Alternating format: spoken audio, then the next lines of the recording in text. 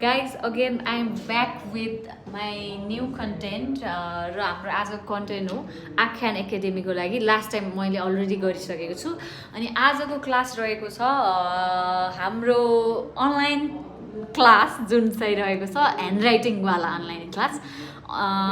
तपाईहरूले चाहिँ आफ्नो छोराछोरीलाई चाहिँ क्लास लैजान सक्नुहुन्न र हजुरसँग त्यति टाइम पनि छैन भने चाहिँ एकदमै सुइटेबल हुनसक्छ, किनभने अनलाइनको थ्रुबाट तपाईँ जहाँ बसेर जसरी जुन टाइममा पनि टाइम स्केड्युल मिलाएर ह्यान्डराइटिङ क्लासहरू लिन सक्नुहुन्छ। Along with the handwriting class तपाईँले आफ्नो छोराछोरीको चाहिँ कतिको शुद्ध छ लेखाइ, नेपाली इङ्ग्लिसको भन्दा पनि नेपालीको कुरा रहेको छ। नेपालीको ह्यान्डराइटिङ चाहिँ कति शुद्ध र राम्रो बनाउने भन्ने कुरा चाहिँ तपाईँले आख्यानको साथबाट तपाईँ आफै एक्सपिरियन्स गर्न सक्नुहुन्छ। र मेरो आजको कन्टेन्ट चाहिँ यही हो। हाम्रो क्यामराम्यान यता हुनुहुन्छ र म यता छु, बिचमा ब्रेक हो guys. Okay, tata bye by.